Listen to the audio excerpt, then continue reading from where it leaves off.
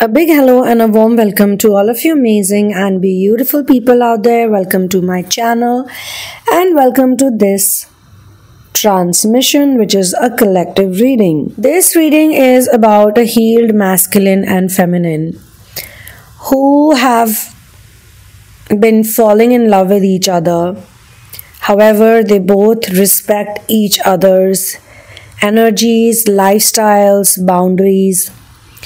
This is the type of relationship. I am going to talk about them as divine counterparts, but I'm talking about that section or that part of their relationship, which is, you can say, sort of the beginning stages.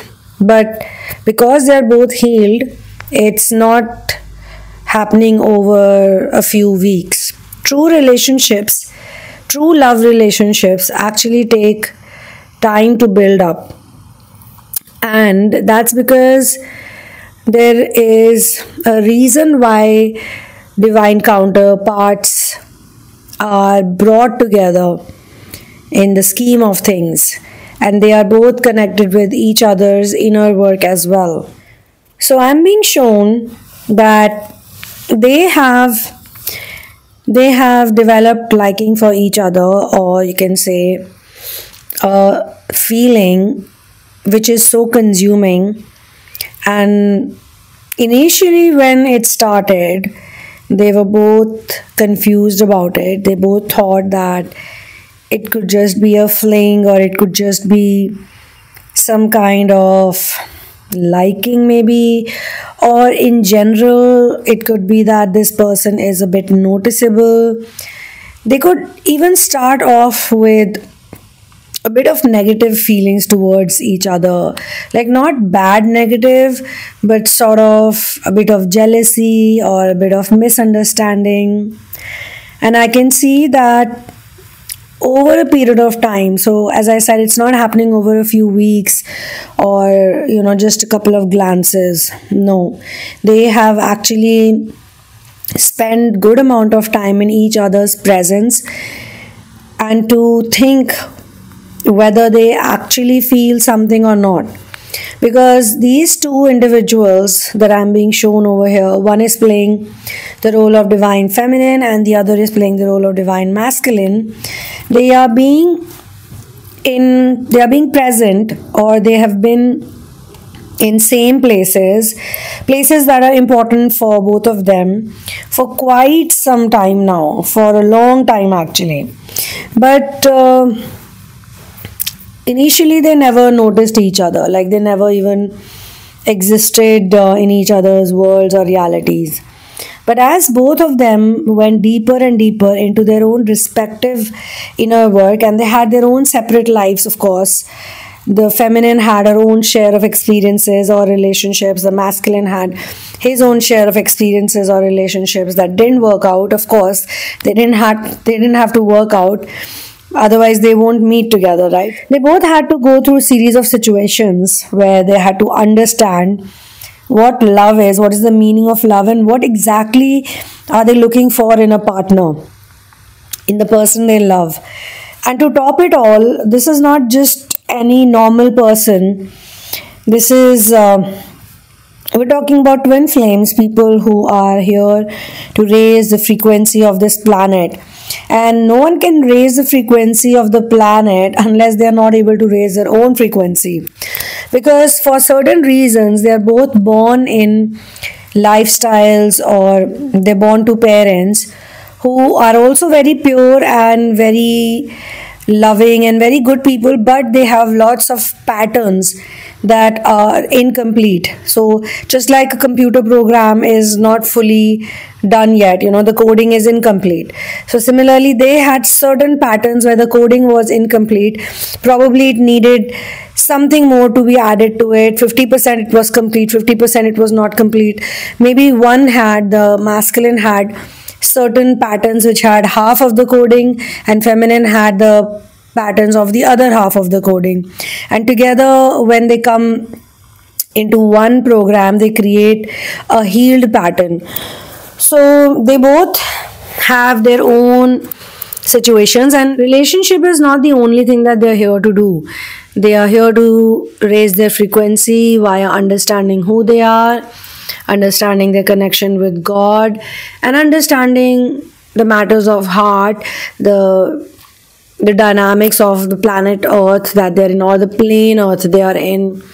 The reason why, the timing that they've chosen to reincarnate on planet Earth, why is it so important for them to be there at that point in time only? A whole bunch of things, and very cool metaphysical concepts. They're here to study metaphysics. They're students and teachers of metaphysics.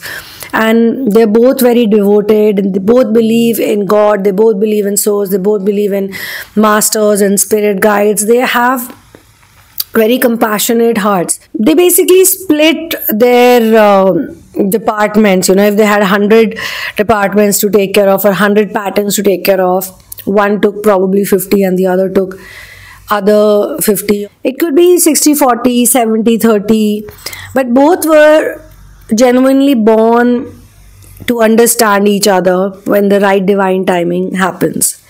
Now the divine timing has clicked, because a lot of their lessons about distorted masculine and feminine are pretty much complete, and they both are on a very sort of favorable frequency. The time frame where they're supposed to connect a bit more differently, or you can say even in the physical. Now they both understand one thing very clearly, that union has got nothing to do with whatever happens in the physical reality, and this is the thing that they've both been working to achieve. Actually, they want to be complete without anyone, and this is also one of their patterns, to be complete without the incomplete coding, incomplete parts. And this is actually the trick, this is the magic, this is the trick, and this is what they figure out when they are in the journey. Now they both know each other very well. They probably don't know each other that well from planet Earth, this life, but they know each other really well. And there is this very strong recognition feeling, very strong familiarity feeling, and something that they just cannot ignore. And there was a time when they would look at each other or figure out, like, why are they even looking at each other? It would be like, why am I looking at this person, or why am I thinking about this person? Who is this person? I don't care about this person. I don't know this person. This person is not important for me. This is like just a random person, and why is this random person hovering in my mind? Now, because they've been in failed relationships, they both understand one thing very clearly, that obsessing for someone is unhealthy. So that's the reason why these two people got confused initially, because they thought that maybe because they've been in toxic relationships before also, or maybe one of them was in toxic relationships, or the other one was just crushing over toxic people, or just randomly getting rejected, or randomly getting into places where the relationship would never really reach to its the intense part of it, and it would fizzle out. So they both have their own fears. Maybe one of them tried to fully make relationships work, and the other one could not even reach to that point. So they have that anger, or they have that fear, but they worked on it and they figured it out that there's nothing to be angry about. It's a part of life, it's a part of their inner work journey, and it's a part of their source integration process. They could even have different names for whatever they're doing, but they're both learning to surrender to source. They're both learning to surrender to love. So initially they both thought that this is all obsession, and maybe it's just a attention seeking person. Like, they could have even made the other person look bad just to ignore that person in their reality, be like, yeah, this person is attention seeking or annoying or just weird and blah blah blah. But they also saw their qualities, like they also saw each other's qualities, like really nice qualities they both have. They're very special, and not just in their own eyes, but generally speaking, these are two very special and very interesting individuals, very authentic. See, because when we do inner work, we don't go by, oh, this person has talent or looks or this or that or money, so that's why they are nice. These are all 3D things. In the world of inner work and in the 5D reality, it's all about authenticity and it's all about honesty. So a couple of things that really matter: authenticity, honesty, surrender to source, how healed you are, how purified you are. So from that perspective, these two people are really very pure individuals and very real individuals. For both of them, in their attempt of trying to ignore each other or trying to look for loopholes for each other, the opposite happened. They actually started seeing each other's beautiful qualities, and they realized that this person with whom I have been like trying to ignore the feelings or pretend like not have feelings, this person is really something or someone special for me.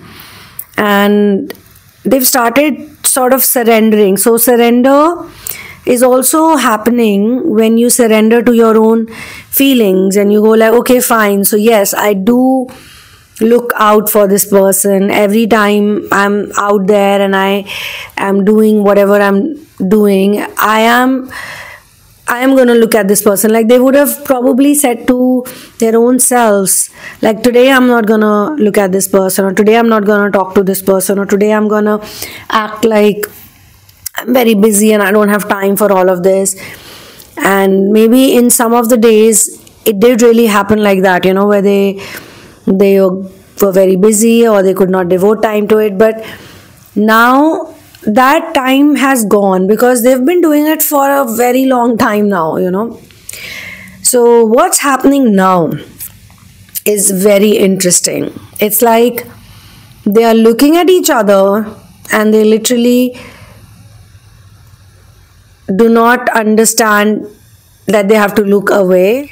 It's like they are getting lost into each other's gaze, and they have to be very conscious of this act itself, because they are surrounded by other people know them, other people see them.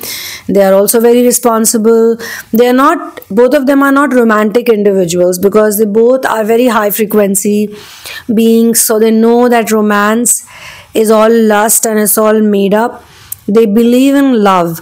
So this is the reason why they wanted to ignore a lot of things, because at first they were confused, is it lust or is it love?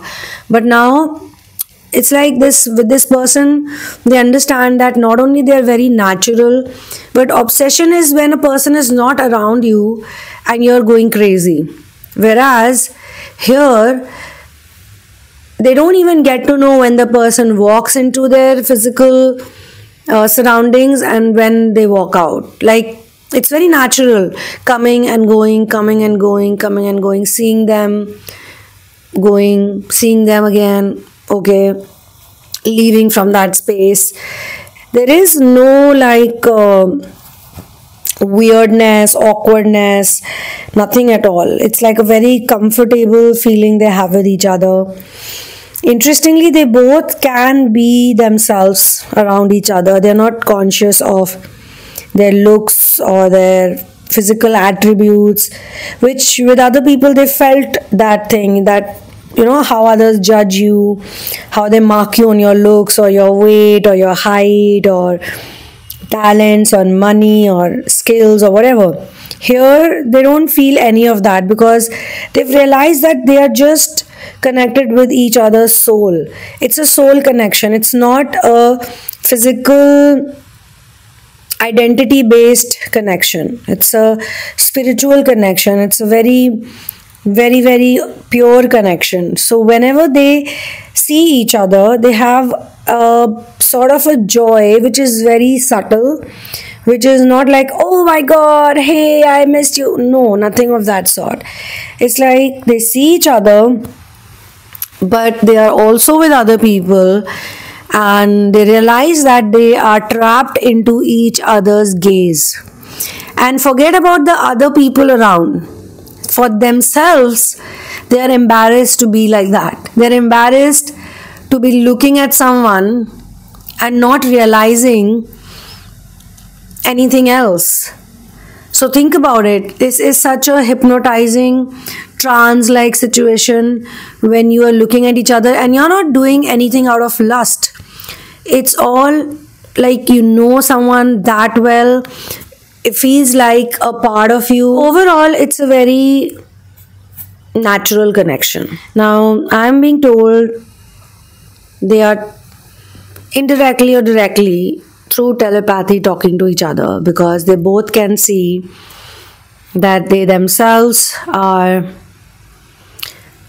sort of trespassing. Okay, they're trespassing into each other. It's just a way to sort of have a conversation.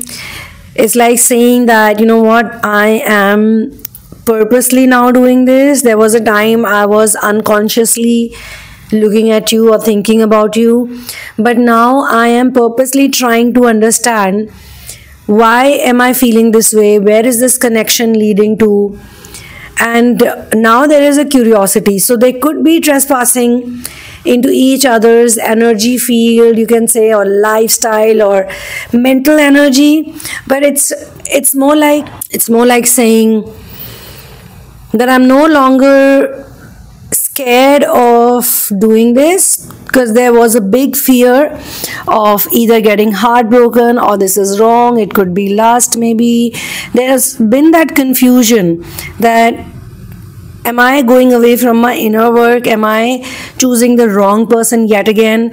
I mean, am I at the stage where I have discernment, where I can actually recognize if this is the right person or the right thing to do or not? This has also been on their minds a lot. And when they look at the other person, maybe they always think it's going to be for a moment, like just to look and okay, fine. But no, the eyes get locked, and then it takes more than a moment. It's not natural the way they gaze at each other. They have lots and lots to say, but they don't like to talk verbally. They both are like very expressive. Just by being themselves, they have very mental sort of connection going on with each other. And then there is a sort of shyness. They're not embarrassed of each other. Maybe at one time they were embarrassed of acting this way, but now they have accepted that they do have a liking for someone. They want to. I mean, this is what the collective reading is telling me, that the development between them, the inner work they've done, and they are continuing on this inner work, by the way. It's not like they are just obsessing over each other. Every time they feel that they could be obsessing, or they feel confused, then too they do inner work. This is where I close this part, which is the first part. The remaining transmission would be shared in part 2. You can get into a personal session or therapy, or you can get into reading also with me.